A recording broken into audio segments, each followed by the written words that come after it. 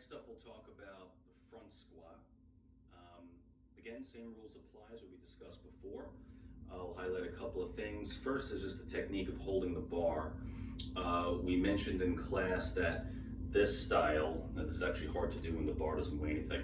This is sort of the Olympic weightlifter style. If you've ever seen anyone do Olympic weightlifting, which is the clean and jerk and the snatch are the two Olympic lifts.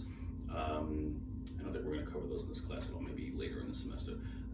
But if you've seen anyone lift who's either practicing for an Olympic weightlift or even during the Olympic lifts, a lot of times they end up with the bar sitting on their collarbones, kind of like this. So this is what you would say is the Olympic style way to hold the bar in a front squat. The bodybuilder way is like this.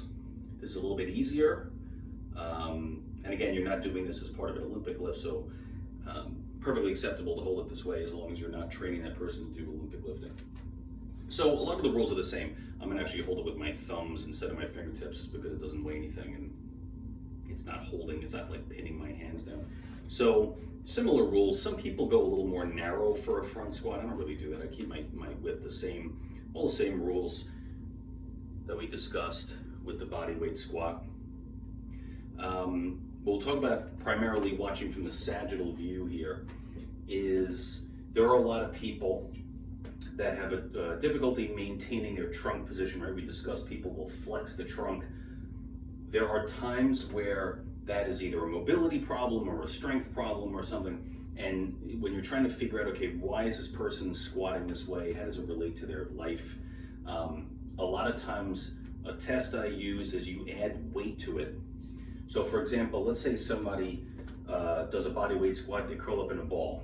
I have them hold a broomstick or something light and they go down and they still kind of curl up like this. They go into a lot of trunk flexion. One trick that you can try is to have them do something weighted. So usually in your average PT clinic, you got some dumbbells. So I'll have them do with this style, which is called a goblet squat. We talked about this in class a bit. But a goblet squat is just a front squat. Instead of holding a bar, you've got a dumbbell, kettlebell, something like that. So, all the same rules that we talked about, but as we discussed, the erector spinae muscles tend to activate more if somebody is front loaded with a front squat versus a back squat. And we talked about how basically you've got a lot of leverage between something that's front loaded this way and those muscles, those erector spinae muscles. So there are a decent number of people where that sort of flexion of the spine, either thoracic or lumbar, it's sort of instantly corrected when they have a weight in their hands. And you can even see, if you compare this to the other video, you can see naturally how much more straight my thoracic spine is.